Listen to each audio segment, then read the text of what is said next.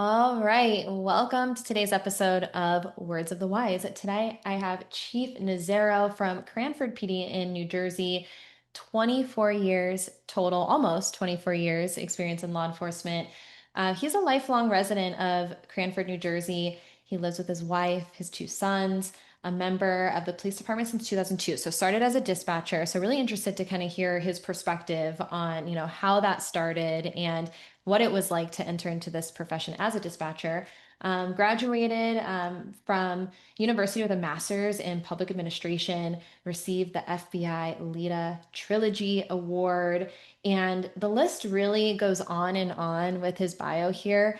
One of the things that really popped out though is that he delivered two babies. And so I really want to hear about this because I was like, that's interesting. hmm And featured on an A&E documentary titled Jack, which was for Auto Theft Task Force. So, welcome to the show, Chief Nazero. Thank you so much for being here with me today. I really appreciate it. Looking forward to this conversation. You got to tell me how did you get to the point where you're delivering babies? Like where did that happen in the trajectory of your career? Yeah, so it happened before I entered the career as a police Okay. officer, as a first aid squad member. Mm. And, one of those, we've had that call often when I was an emergency medical technician. I still am an emergency medical technician, but on the ambulance, we'll get calls for a person in labor, and you get there, and it's the very, very early stages. So, two scenarios. The first one was actually in June of 2002. It was one of my last calls on the ambulance before I became a dispatcher and joined the police department. And his name is Luke. And I know he was born in June of 2002. And the mother called and said she was brushing her teeth. And she said, "Oh, I think that this baby's coming now." And, I pulled up in the ambulance thinking this is going to just be we'll get them into the ambulance, get them to the hospital. That's the end of it. And no, that baby was coming. And we did a delivery of that baby, Luke, in the tub of their house in Cranford, Wow. and met, kind of like a trial by fire. Met a bunch of the members of the Cranford Police Department through that call, lifelong friends from that call, and of obviously working with them. And then the second one was in 2012 when I was a training officer with the police department. Woman in labor in a parking lot of a deli. In fairness to her and her husband, they went to the hospital earlier that day. Wasn't quite time. They went home and then realized that no, this baby's coming. And on their way back to the hospital the second time, the baby wanted out and they wanted out immediately. So they pulled over to a parking lot. Myself and my trainee pulled in. He's now a detective with the police department. Um, we pulled up and she said, "Baby's coming." And we, less than 10 minutes later, had caught a healthy baby boy. Wow. That was baby Adam. And so, very surreal events. When you sign up for this job, you don't think about childbirth. Otherwise, most of us would be in medicine, but a pretty surreal experience. And it just goes to show you some of the highs of the job. But at the time, certainly a daunting task. Wow. So you said you've been in law enforcement for almost 24 years, but really you've been in the first responder world for longer than that. Yeah, really, as a kid, I started as a cadet, a volunteer on the first aid squad at 16 years old Wow. and fell in love with it. I knew I wanted to help people. I thought the path was going to be medicine, and then was on the first aid squad locally. Got to know a lot of the first responders from the police side, the fire side, EMS, advanced life support, which are paramedics from our hospitals, and really fell in love with it immediately. And I had an opportunity open up in 2002 to apply to the police department as a communications officer or dispatcher, and was picked up and really understood that this was my calling in life, that I wanted to serve as a police officer. Didn't quite know it. I knew I wanted to help and I knew I wanted to serve the public in some form, and didn't quite realize that it was as a police officer. It's one of those things in the back of your mind. You think you want to be a police officer and you talk yourselves out of it and say, I don't know if I have that factor or the it factor or whatever it is, and realize that it was definitely my calling. Yeah.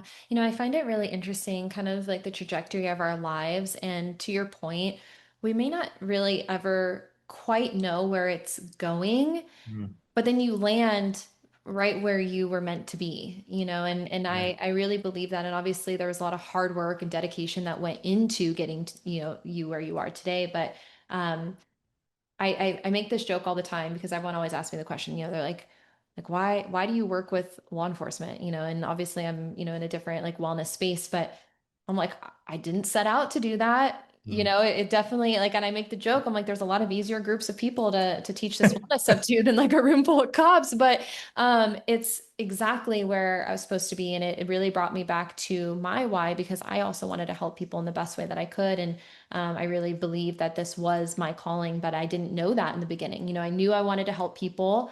I wanted to help people to create more longevity in their life because those resources helped me through my hardest times in my life, but I started in the public and then kind of eventually got here. So I can relate Yeah. to kind of that trajectory of being like, yeah, like I know that I want to do this, but not exactly like where or how. And then here we are and time flies. We were talking about this a little bit offline, but like can't It's the can't truth. believe.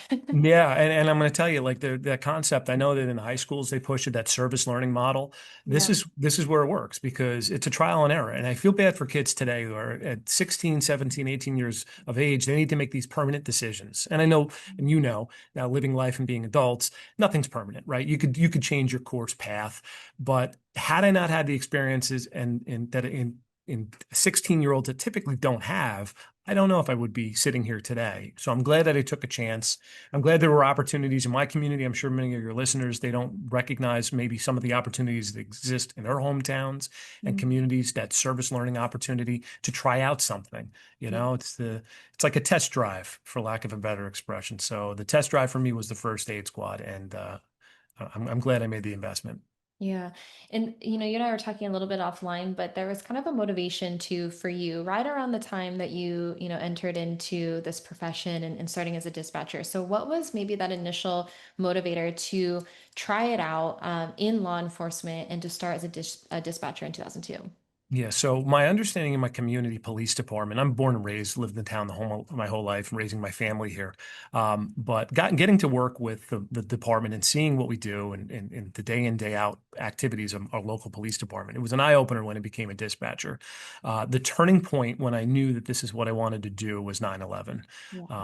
Yeah. We were talking offline about how some of the officers that I'm hiring today weren't even born yet. But 9/11 was, it's when I was growing up, my parents used to say they knew when President Kennedy was assassinated where everyone was, when Martin Luther King was assassinated, where they were. And everyone knows who's in this generation where they were on 9/11. And for us, I was on the first aid squad. I was at Seton Hall University at school. This is the time before cell phones, really with smartphones and that connectivity. So they were handing out flyers on campus in between classes. And I remember the first class, a kid came in late to class at 9:05, and the professor said, nice of you to join us. And he said, yeah, a plane just hit the one of the towers of the World Trade Center. And all of us just thought about this little plane. And in between classes that ended on the hour at 10 o'clock, they're handing out flyers talking about due to the recent tragedy, classes were canceled. And there was a state of confusion. Look, it isn't like the way that we get news today, although sometimes the way that we get news is a little bit, maybe too first to press and not enough clear information. But, you had to really piece it together. So I got in my car. I was a commuter back and forth to school and turned on the radio and heard what was going on. And my instinct was to drive right to the first aid squad. And although it's in the same town where I live, I spent the next week at the first aid squad, sleeping there. And most ambulances shot right into New York City. And there really were no ambulances locally in Union County and certainly in my hometown. So we were doing a lot of mutual aid into the surrounding communities and hung back. And there was a time for our team to go into New York City during the recovery effort. And again, the public sentiment towards first responders was at an all-time high because of this tragedy. The respect for us all looking out for one another, both as first responders and members of the community. It was something we were all proud to be as resilient as we were as first responders and certainly as police officers. Police weren't really tested with a nationwide local event the way they were so widespread, especially in the tri-state area where we are. We're about 25 minutes outside of New York City. Um, Um, and it was an eye opener. It was an eye opener about what I wanted to do, and certainly was a turning point. And law enforcement is in 24 years that we describe my career has had a lot of ups and downs. The closest I think we came to that same type of patriotism and good feel about law enforcement and what we were doing was in the midst of COVID, where Mm, people were clapping for us. There were clap parades. And overnight, that shifted with the death of George Floyd at the hands of law enforcement.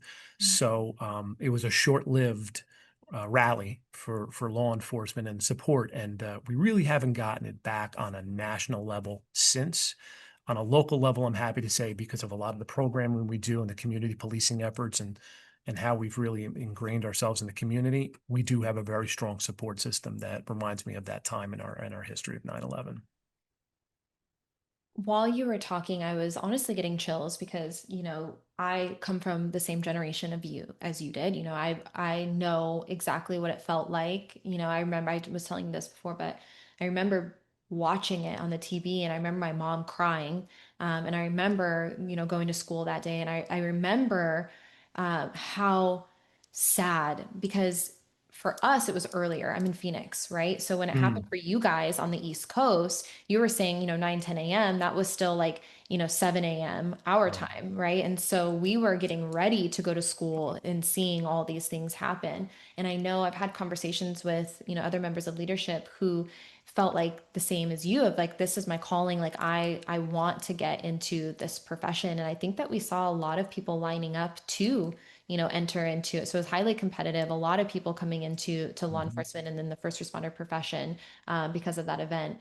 I want to kind of, go step by step with some of the things that you said. So, um, you were in first aid first, Mhm. 9/11, then dispatch, Mhm. then you go through the academy and Yep. you start as an officer. 24 years later, and here we are, chief of police. Obviously, a lot of things have happened in between.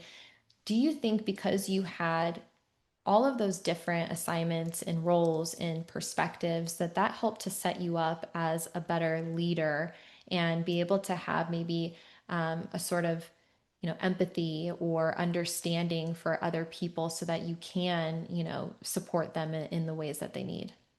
Uh, Absolutely. And I think two things have really helped in that. And number one is being an active listener Mm, and being willing to take sometimes our lumps. Law enforcement's taken its lumps over the years, and sometimes there's a rush to defend our actions without listening. And that's normal because we have to uphold some control and ensure that people don't lose faith in the process. But sometimes when we try too hard and we're not good listeners and we try too hard to say, no, no, no, no, law enforcement's right, you're wrong. And there's a time and a place to tell the story, but we just have to be good listeners first, right? So mm, that was a big part of it. And I always was having conversations with people from a young age. I always wanted to learn. I always want to learn from people. I always listened to the people and the generations that came before me. So whether it was a volunteer in first aid squad who had been there volunteering for 40 plus years, or as a new dispatcher coming through the door and them saying, "Yeah, we knew you from the first aid squad. However, we're going to start over." And really, you're where you are is the brand new starting point, as opposed to you've been here for 2 plus years and we all know you. Um, that's number one. But number two, every step of the way, I learned more about myself in that process. So. Whether I was working day shift for 6 years, night shift, I was elected as PBA president 2 terms and a delegate for our local union for the Police Benevolent Association. Um, Working as a school resource officer, that was a real turning point for me because I got to sometimes we get a little egocentric and we think that everyone's always thinking about the police department. And then you go and you work in the role of a police officer elsewhere, and then you realize, oh wow, they're not waking up every single moment thinking about the police department.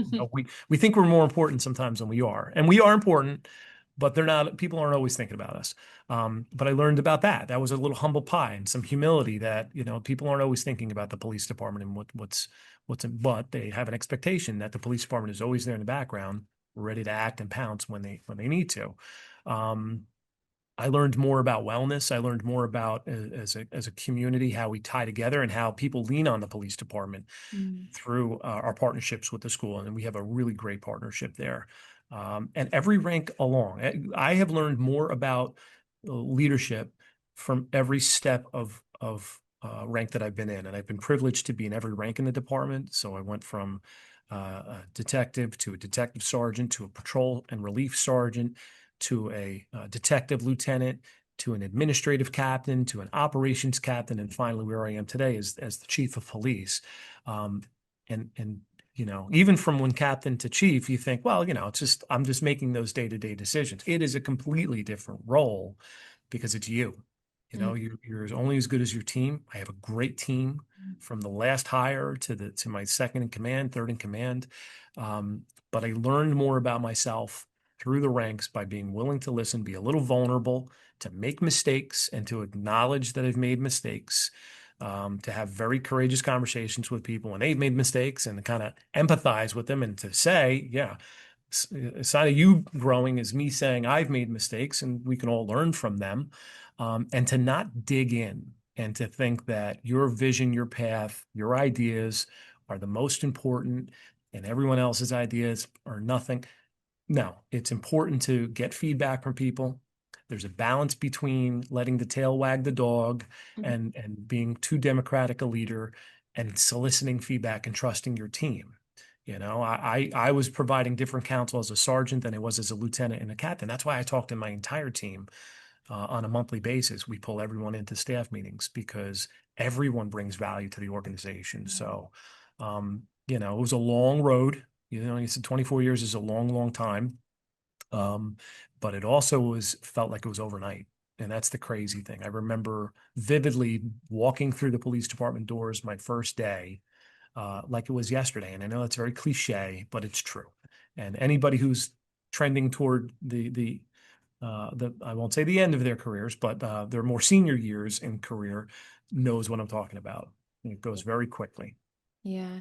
I'm a really huge fan of this idea of you can learn from everybody. I Mhm. really appreciate you saying that because I think that everyone can relate to um, maybe talking to someone who is really closed off and doesn't feel like they can learn from you and how frustrating that is, right? I think everyone wants to feel like they have value.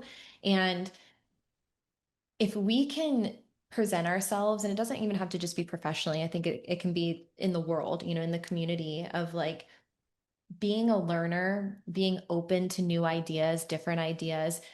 Maybe you're not going to agree with those ideas, but being open and willing to hear them, and also being inquisitive and Mhm. curious.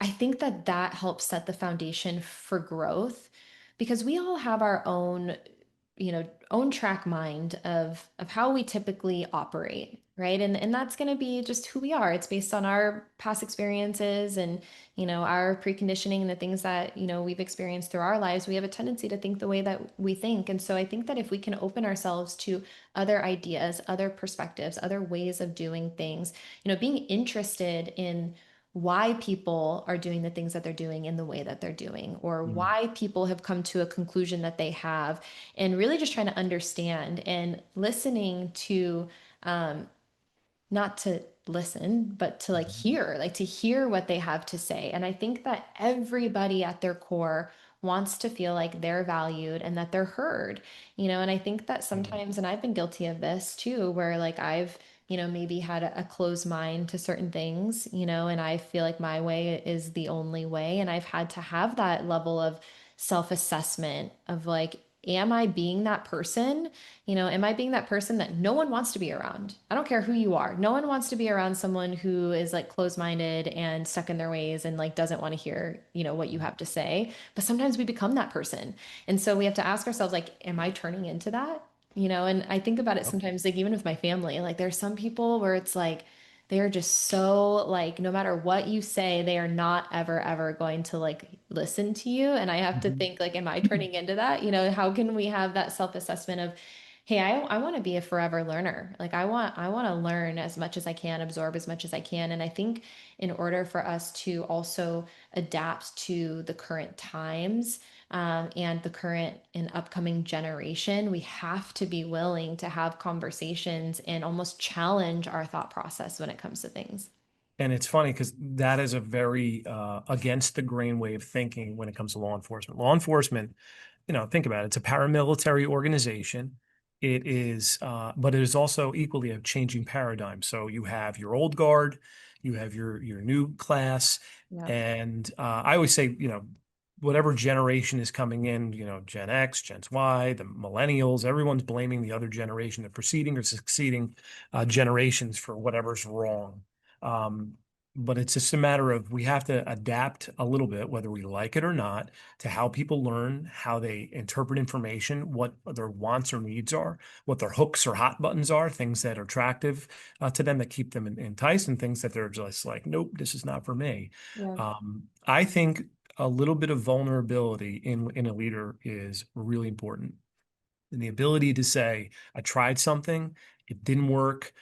You know what? There's a reason why I was willing to try it, but I also acknowledge from your feedback, from what didn't work, that it was a failure. And it's a very vulnerable spot for anybody in a position of leadership and across any type of a profession to be in, to admit that, because you as the leader think you have to be the stoic one, the strong one, and I think there's strength in showing that you have an ability to be weak, Mm, and that you're human, and mm, you made a mistake, or you made a judgment call. It wasn't the right one, but at least you made a call, and to learn from it. I think if you dig in and just get stubborn and you're willing to only listen to yourself, it's not good. I'll give you a quick example. We were talking about changing our cars, and we had an idea about the one of the frontline supervisor vehicles being a pickup truck versus an SUV. And at first, everyone's nodding and saying it's a good idea, and then finally, just by caucusing people, like I'll go in, I'll eat dinner with the guys and girls at night. I'll come out of my office after hours, sit down with them, and just have very normal conversations. Right? It's not disrupting the chain of command. It's just as humans, what do you think? And I may ask them, what do you think about that? And I get honest feedback. And one of them was they didn't like the idea. And part of that was, I don't know if people were telling me what they thought I wanted to hear, or if I had made the decision already. But you have to follow up and make sure that your suspicion, that your decision making, even though you're made and appointed to be the one who's the decision maker, ultimately, your decision should be made informed, well advised, and you should not just be going to the same person to advise you, because that person could be way off. And if they're not a good listener and they're not a willing learner and they don't want to evolve, then they're going to keep you stagnant. yeah. So, talking to everybody, I'm not saying every decision you make needs to be a democratic vote, but Mm, you do have to have your finger on the pulse of your agency and be willing to listen to feedback that sometimes is constructive, but, could be on the cusp of offending you, and get past it, right? If we yeah. want to survive this job and be the best versions of ourselves and provide the best product to our people in the town and keep us all going home at night, then we have to be brutally honest with each other. We can have some of the most difficult conversations with members of the public and take away their rights and arrest them and see them at their worst. But sometimes we don't have the ability, the courage to confront. And sometimes the courage to confront is not only top down, but it's bottom up, where people have the courage to confront and cry foul and say, this isn't working, you should deviate. Yeah. I had a question kind of pop up while you're talking, and you've used a few words here that I think are really important words. And you said empathy, vulnerability, humility, having the ability to have open and honest conversations. Those things are really difficult for people. And they're scary, and like you said, Yep. it's uncomfortable. How do you teach that? As a leader, how do you, I've had this conversation a few times where, we talk about emotional intelligence and empathy and all these things, and especially in the context of maybe someone who's younger, who hasn't had certain life experiences, either personally or professionally yet. So how do you teach empathy? How do you teach vulnerability? So a lot of it goes back into the recruitment part of it, right? So you have to have a person who's got the capacity for that. And if they don't have the capacity for those things, they have to have at least a little bit of an ability to become empathic, or to become vulnerable, or to have a little bit of self-awareness and a willingness to learn. And that's part of recruitment. That's part of your background investigation. That's part of when you're interviewing people, asking the right questions. Sometimes we'll ask people is like, tell us a failure in your life and tell you what you did, to deal with that failure. And that's one of those questions you don't get a canned response. You get an honest response. We're not saying you never failed in life, right? No, you're asking, tell me a story of when you failed in life and what did you do in order to deal with it, and how did you pivot? And that kind of gives us the hint about, does this person have the capacity for a little humility, self-reflection, humble pie?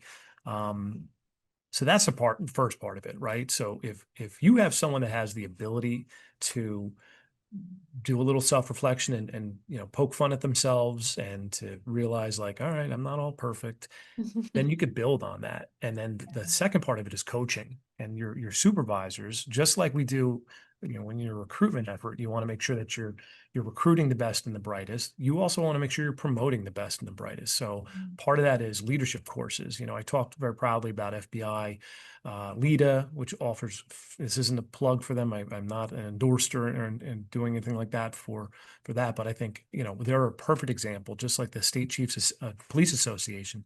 Professional development is important to continuously learning about yourself. Mhm. So as supervisors, one of the mandates that we have is within the first year, they have to go to a supervisor and leadership course within the first 12 months of appointment to supervision. And part of that is coaching and mentoring, getting to know where your people are, where they want to be. Mm. What are their strengths? What are their weaknesses? Many people want to be the drug guy. We've had a pretty busy year in 2025 of pulling a lot of guns off the road, and other officers aspire to that, but not everyone does that, right? I would rather have well-rounded officers than someone who's trying to be something they're not. It's up to the supervisor to identify their strengths, work on any weaknesses, and coach them to their self-actualization, where ultimately they want to be. And a big part of that is evaluations. We used to do evaluations once a year. We now do them twice a year, and they're a lot more word-based. It's conversation. So it's not a Likert scale. It's not you're a 5 or you're a 1. I strongly agree that you're great, or I think you have a ton of room for improvement. It's conversations. Describe things, just like I said, describe a failure in life and what you've done. Now I want the supervisor to describe things that they thrive in, describe an area of improvement, so that we're having honest conversations with people. And in the process, building a better workforce. Um, I'm a lifelong learner. I believe that, our education and ongoing training is really important. There's a New Jersey, I think, is at the leading edge of that, with ensuring that we have some standards in training our Mm. police officers and then our police leaders to be better versions of themselves. And that's in service training, that's licensing. There's a lot of mandates from the state top down, but ultimately, let's not just do, clicking. Let's not do, we'll call death by PowerPoint, where you're just putting in front of a computer to check the box. Meaningful conversations is where it's at. Yeah. Um, so the best ways to teach that is to get people where they are, um, through coaching, mentoring, and on ongoing education. And that's the way you teach that is just by walking the walk and talking the talk. So it starts with me. So if I'm not doing that, they're going to say this is just a seal on a wall or a soundbite. This isn't a ideology in the Cranford Police Department. So we've adopted that as an ideology top down. Yeah, and I think people, can sniff out when it's a check the box, Yep. and it's not genuine and it's just something that's being tossed out there. I think people can sniff that out really quickly. Yeah. And everything that we've talked about so far, empathy, vulnerability, humility, communication, mentorship, training, and I say this a lot because I truly believe it. I'm so glad that you said this, but I really believe that we forget about the power of professional and personal development, and all of these things that we've talked about. That's wellness, right? There's a lot of different facets of wellness, but all of those I think fall into different buckets of what wellness looks like. Mhm. uh, when did you as an organization really start to focus on wellness and creating a culture of care, and why did you do that? So we've had a lot of milestones in our history. We lost before I was on the department, we lost an officer to an occupational suicide. He worked very long hours and took his life after we had a major weather event in our community. Um, and that was a turning point of making sure that we were checking in with ourselves and really giving ourselves the downtime, not trying to wear every burden on our shoulders and be the best versions of ourselves to the public, but also not ensuring that we were checking in with ourselves. Yeah. And what we've also seen that throughout, like certainly my career, and this isn't just obviously a Cranford or Union County or New Jersey phenomenon. This is a phenomenon throughout the whole country. Um, we had some bad statistics for ourselves: a high rate of alcoholism, high rate of divorce. Our officers retire, and within 10 to 15 years of a retirement date, they're having significant medical and sometimes fatal medical consequences from not taking care of themselves. So we said we got to figure this out. So officer wellness is something significant because if we're not taking care of ourselves, how do we expect to take care of other people? Mm. So the state of New Jersey, in its wisdom, certainly there's a lot of bureaucratic things that come out, but New Jersey really focused on wellness through the Resiliency Program, Officer RPO program, and the Resiliency program, it's believe it or not, gives officers designated within your department not only the tools, capability, and training, but the legal anonymity and confidentiality to speak with officers within your agency or any agency in the state of New Jersey, confidentially, without worrying that an officer that's disclosing something to you isn't going to just, have that information shoved in their face and then all of a sudden, hey, I went to him and it was trusted, but now all of a sudden internal affairs is knocking on my door. So the RPO program understood that officers, there's a stigma with getting help, and we need to break down that stigma. And if we have a psychologist, psychiatrist, doctors, all these people come in, they're strangers. They're not a part of our culture. But if we have people from within our own culture of policing, trained, a familiar face, trained and certified and ordained by the state of New Jersey, that they're a person that's a trusted source to go to. If you need follow-up information, if you need resources, if you need help, uh, that's going to be a lot more valuable than just saying, hey, there's help, call this anonymous number. There's help. There's, look in the back of your insurance card. You can call for behavioral health issues. Let's start with ourselves. So what does that mean? Do we become as police officers, psychologists, and psychiatrists? No. That means that we, as police officers, and I happen to be a resiliency program officer, and now I'm doing that I aim to do that on the chief's level with my fellow chiefs of police because we have to take care of ourselves as leaders. Mhm. Is we're trained on QPR: question, persuade, refer. Question a person: are you in crisis? Persuade: I think you need to get help, and here's who I think you can help, which is the referral part. We are not checking in on officers just to become psychologists and counsel them every week. There's a time and a place to have conversations, but we also have to realize we hit a ceiling, and there's only so much that we can do within the scope of our training and ability that we can manage. But it's having resources at the ready. It's recognizing that an officer was involved in an incident, some type of an incident, and we have to number one think about the officers that were directly involved, and number two, the officers that were maybe witness to that. So part of that is we have a critical incident stress management program and procedure in Cranford and I believe all of New Jersey that activates that. If there's a triggering event that an officer is either a witness to or directly involved in, on or off duty, then we will then activate our critical incident stress management program. Tell the RPO leader, because we have, fortunately in Cranford, I believe upwards of 5 or 6 RPOs trained out of our 56-man department. Hey, listen, we have an activation. These officers went on the job. It was a high stress, graphic, traumatic experience. Check in with them. And then we, as police leaders, step back and let them be the leaders of that resiliency intervention. And it's all confidential. Yeah. So it works. It works because it's peer-to-peer based support. And that was a turning point for us. The other thing that we did was we really worked on wellness is a big term, right? So it's not just your mental wellness, it's your emotional wellness, financial wellness, and of course, medical, physical wellness, marital wellness. So it's something where the RPOs are positioned to say, there's resources for you and your wife to go to talk to someone.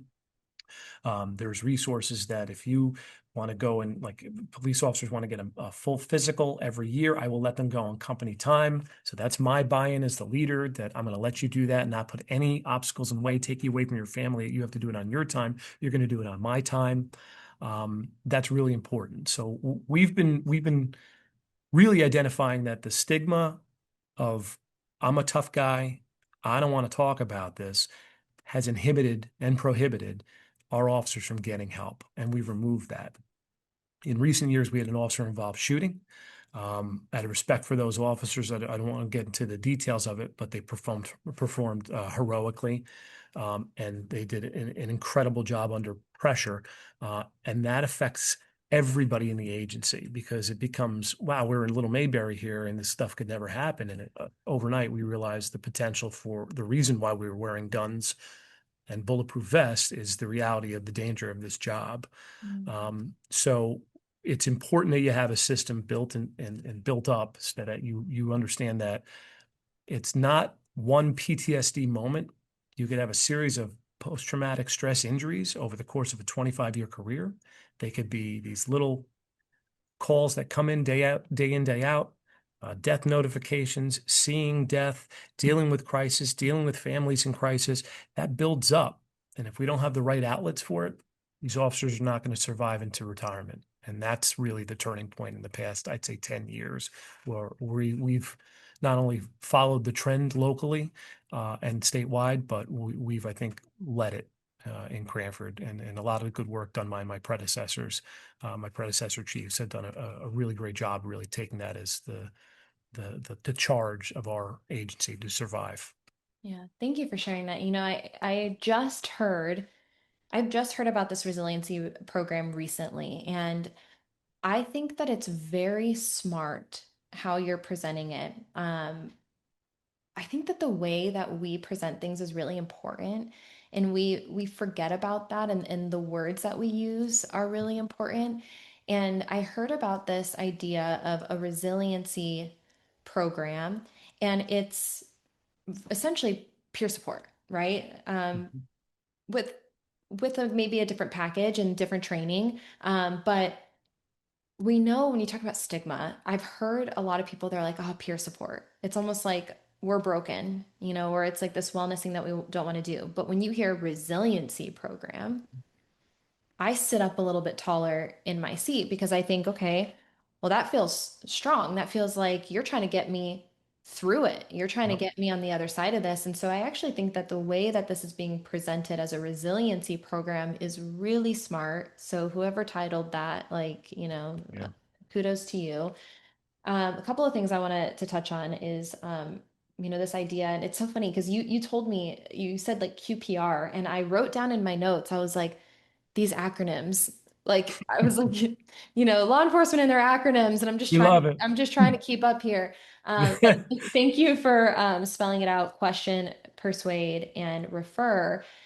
The question part, I think, is really something that I've heard that a lot of people really struggle with, is like Mhm. not knowing how to ask the questions or what are the appropriate questions to ask. And so for you guys to have training that says, hey, like these are the 3 steps to getting people, the resources that they need.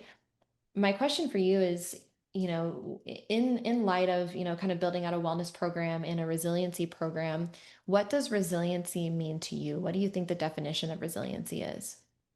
So I think one of the most important things is, QPR is not mandating someone to get help. There's a time and a place for that, right? If you Yeah. cross a certain threshold, you're going to have to do that. And that's where police leadership has to get. And it's the darker side of it because ultimately what you want to do, and a big part of resiliency is people are making the decision for themselves. I am struggling. I've been informed based on their observations that I'm not my best version of myself. I've been validated that the things that have been going on or the things that I've seen and dealt with, not normal. It's chaotic, that nobody outside of our culture understands it. And I'm making the decision and I'm making an informed decision. It doesn't mean that you're not hurt. It doesn't mean that you're not damaged and have scars. But what do we know about scars, right? They're a reminder of something that happened, but that doesn't mean that, the scar makes anything less functional. Um, so resiliency, I think, is having the wisdom to know that your experiences and the turbulent times, the negative things that have happened to you are opportunities to build more strength for future incidents or for future rebounds, and to continue to, like I said earlier, be that ongoing perpetual learner, right? You learn, like I said, more about yourself. One of the things I said earlier was talking about I learned more about myself, every rank. It wasn't I got into the rank and there was a book there that said, this is how to be a detective, this is how to be a sergeant. It was learning through the negative times and being resilient that, like, I made a mistake and I got to learn from it, or wow, that really hurt, physically, emotionally. You get embarrassed of things that have happened, and you're the person there, or you. I'll go to the example. You're on the stand, and you get destroyed on the stand while you're testifying, right? What does that do? It builds that next time. That is not going to happen. And part of that, the resiliency in that scenario is you're going to do a better case prep. You're going to read your reports. You're going to write the reports better because of that damage, that incident that occurred on the stand. So now on the front end of it, maybe you're going to ask questions better on that car stop that leads to the report, that leads to the arrest, that leads to you going on the stand and testifying. So resiliency is learning from our mistakes, not being um, weighed down by them, but empowered by them, so Mm, that you are more equipped to deal with the future traumas that you, as the heroic person you are going to have to lead, you yeah. know? Wow, I love that. I really liked the analogy of the scars, that you have scars, but it doesn't make you less functional. Um, I also love the word rebound. Like, how do you get back up? How do you bounce back? How do you rebound from these things? I have fallen on my face publicly in front of more people than I'd like to admit, and I don't think that this conversation that we're having today is saying that that is easy, like, or that Mm-mm. it's fun. And I know that this is going to sound really silly, because before, like, I was always a perfectionist. I was always like, how can I avoid mistakes or failure at all cost, Mhm. and um I think as I get older, maybe it's with more failures that I've had, because it's inevitable that you're going to trip and fall, and it's inevitable that you're not going to be perfect, and perfection, I think, is an illusion, although it's worth striving for. I don't know if it's ever something that we'll ever be able to fully grasp. And I don't think we should, because I think we should always try to learn and grow. And if we think that we've reached perfection, then there's nowhere to grow. So, but I think that now I embrace failure more than I used to. Um, I wouldn't say I encourage it, because I don't want to fail, but I think that I'm more comfortable in failure, and more comfortable in the discomfort of what that looks like. And a lot of times it's like the embarrassment, right? Or um, it's maybe not wanting to admit that you didn't do your best, Mhm. and I've had plenty of those professionally and personally. And my biggest growth opportunities were through those failures and through those mistakes. And I'm grateful for a lot of them, because I don't think that we would be who we are today. And obviously, we're in different careers, but you as a leader, and me and the things that I do professionally, I wouldn't be who I am today if I didn't have those scars, if I didn't have those opportunities to learn and to grow. And so I like that a lot. I always used this, like, kind of picture. Have you ever seen it's like this Japanese art form where they put together broken ceramics with Oh, gold? I have. Have you Yeah, seen yeah, this? yeah. So Yep. when you said scars, I thought it was kind of very similar. Um, there's times where we're going to break, but we can put ourselves back together in a way that's stronger and maybe even more beautiful and more resilient than we were before. And so I think about that, like, Mm. its original form maybe broke a little bit or had a little crack, but like, how do you put yourself back together in a way that's stronger and better, and scars are cool. Yeah, they are. Well, and they tell a story too, and it's a Yeah. reminder so you don't forget. Yeah. Listen, nobody wants to fail. Um, I think if you go through, listen, I could have been accused of being a perfectionist or always wanting to have control. The second that you succumb to the fact that you're not in control of as much as you think you are, Yeah. that you can't control how certain times people feel about you. You can only control some things that are within your control, and a lot of it is how you rebound. A lot of it is how you react. Um, you know, if you don't deal with those things where a person perceives that there's a failure, that's the cop that gets into an event and is just frightened of getting involved in anything, so they shut down. And all of a sudden, a proactive producing officers now just doesn't do anything. And it's because they either have a fear or doubt or unreconciled issues from that traumatic experience. That's what we're trying to avoid. We want someone to come to terms with whatever happened, let it go, move forward. That's resiliency. Very. Because if they're not letting it go and they're replaying it in their mind over and over and over again, or they're so afraid of doing that again, that fail, then they're preoccupied. And that's very unsafe. Yeah. Um, and that's what also leads to chronic absenteeism. That's what happens where a person wakes up and they have that dread. And if any cop has at some point in their career who's listening has felt that dread at some point where they wake up and they're just, I don't know if I could do this today. I just don't have it in me. Where you're just emotionally drained, physically drained. That means you got some baggage you got to check. That means that you got something that you have to figure out. What is the proper healthy outlet to get this out of my system? Whether it's you just vet it out, have a heart to heart with your spouse, talk it out professionally, talk it out with a peer who understands it. We don't talk a lot outside of our circles. There's so many things that are now available in the RPO program. It's a case study in that. Yeah, I like that you said healthy outlets because that's the key, right? That's Yeah. the important word to put in front that it's a healthy outlet. We all know what the difference is between healthy and unhealthy Yep. outlets. Yeah. Um, yeah, I think that there's a level of self-assessment that has to happen. That's hard. It's hard to look at Yeah. ourselves sometimes. I think this is a whole nother conversation we could have at a separate time of this idea of, maybe it sounds cliche, and a lot of maybe you've heard this before. A lot of people say this. They say it's okay to not be okay, Yep. but it's just not okay to stay that way. And I think that's like what we have to say is like, yes, it is okay for you to not be okay, but like we got to get you to where you are okay. Like Mhm. that's the goal is to get you like moving forward. Yep. And I think that there are a lot of conversations or things that aren't helpful, and there may be some resources that are meant to kind of keep you in this cycle. And so finding those healthy outlets and resources that are going to help you Yeah. to move past it, to move forward in a healthy and productive way, I think is really the important message there. Yeah. And I think the other part of it is the encouragement that it's the only on any front, whatever negative thing is weighing someone down or inhibiting them, or it's you have to have the people around you, the RPOs, your leaders, they're providing you the tools so that you can make the decision on your own. Mm, But ultimately, I could try to affect change in an individual as much as I want to, or try to convince them. They need to convince themselves, or they need to come around to it. You think about veterans that see plenty of stuff in their time of service, and then they come back, and it takes them a while to kind of manage those things and to move on from it. And ultimately, it becomes when did they make the decision? Number one, did they have the support system in place? That's what we can provide as a support system and mhm. opportunities.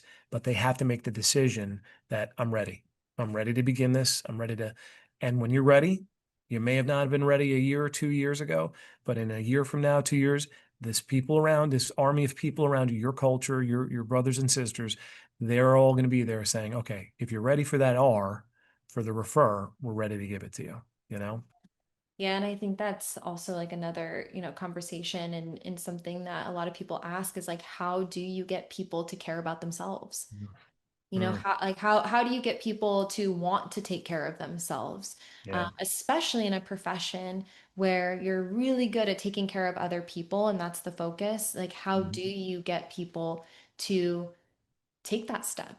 The hardest thing is them, I think the brotherhood, the sisterhood, the blue wall, all the things that we have as a culture of policing is a wonderful part of our job, but you have to have your identity outside of law enforcement. Whether it's your family, your friends, your outlets, whatever it is that's your why in life that makes you tick. If it's law enforcement, that's great. But at some point, this journey comes to an end. We hang up the gun, the badge, the cuffs, our title. And that's, it could be a whole other topic to talk about how to retire. Mm. And when you retire, that this is an identity shift. Now you're the civilian. You're not doing this. People aren't looking to you anymore and people have some serious struggle in reconcile that because for 25 to 30 years, they've been this thing. This has been one and the same, their identity. And now they have to recreate themselves in their late 40s, early 50s in this next half of their lives. And that's what hangs a lot of our people in this profession up. So, as much as it is important to onboard people, I talked about early on about getting them on, getting them trained, checkpoints, all that stuff. It's important to mentally, emotionally, financially prepare for the next chapter, which is retirement. Can't do it overnight. Can't just make this decision and say, I'm going to leave in June and be out the door. You have to mentally start to cope with a Yeah. loss of yourself, your identity, everything you've known for the preceding 25, 30 years is your routines, everything is going to change. And people aren't going to look at you the same way, which is okay. That's all right. But part of that becomes separating yourself now and having the version of yourself at work, your professional self. And yes, we are part of a unique brotherhood and sisterhood, but you have to have something that's outside of that as well. Yeah. Otherwise, you're just going to be in the same echo. Yep. And it's proactive efforts. Yeah, no doubt, Yeah. for Yeah. sure. I know we're butting up on time here and I want to be respectful. So my final question is kind of a two-part question.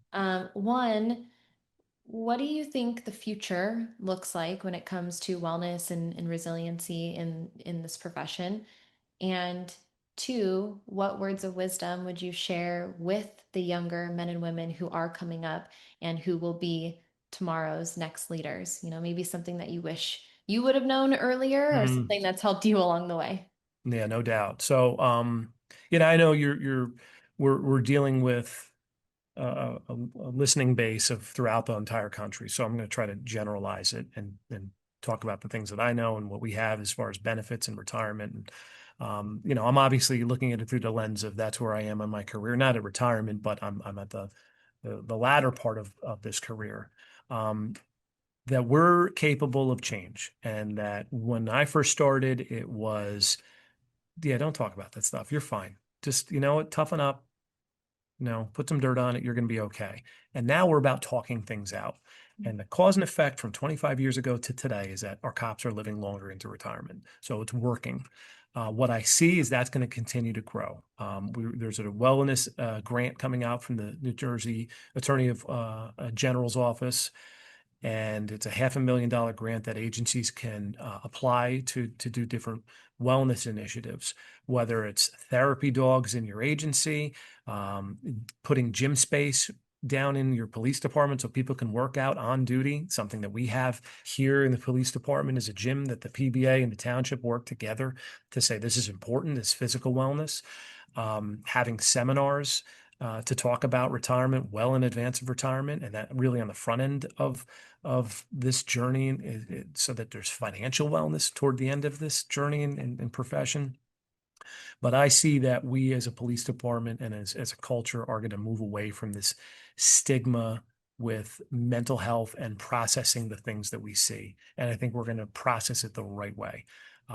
I know that there are people in my profession that go to therapy constantly, and it is a wonderful, welcomed change to our profession as opposed to toughen up. What's the big deal? Not things affect people differently. Different jobs affect different people differently, and we all have trauma. We used to shove the trauma in a drawer and shut it. And I'm happy to say what I feel has happened and is going to continue to grow is that we are not going to shy away from that. We're not going to say there's a stigma associated with asking for help, getting help, and taking care of ourselves and kind of resolving those unresolved issues. And I think that's going to continue into the future. I see that police departments, are going to grow in that effort with education and seminars and really it's not just about doing the job but how to be the best versions of ourselves so we can do the job. So I think that's only going to grow. And New Jersey, I'm going to plug our state and say we've done a really good job of that in our state. And I think that 49 other states can kind of take one or two of the ideas that we have top down and run with it. And you're gonna find something, even if the RPO thing, if that piques your interest and you're listening elsewhere, I'll tell you how to roll it out. I'm happy to take a call and help with that. And if I can go back in time, in my police DeLorean and go back to 2002, I would tell people start planning for retirement early. That doesn't mean start the countdown clock. This is one of the few professions that some people count it down like it's a prison sentence. Mhm. It's not. It's a gift that we get to come to work and do what we do. It's the best job in the world. Sorry to other jobs, but it really is if you allow it to be. That said, don't wait until you're 2 years away from retirement to start planning for retirement. Start shoveling money away when you're making little money and you're in the front end of this career, and you'll never miss it. And then later on in life, you're going to have a nice nest egg to do all the fun things in the second half of your life: vacations, family stuff, buy that car you wanted. So then you're not racking up thousands upon thousands of debts on credit card. You could do the things that are fun to you into retirement, as opposed to just depending on your pension. So don't just depend on your pension. Find something that's your why outside of this department earlier, so that when you're ready to retire, you can deliver on that why, and then you have the means to do it. I love it. Thank you. Thank you for You got coming it. on here today. I've really enjoyed this conversation, and I appreciate you sharing your insights and all the stuff that you guys are doing organizationally and also statewide. And anyone who's listening, I'm sure they'll reach out to you if they have questions. But thank you. I appreciate you. Absolutely. Thanks for having me on. Of course.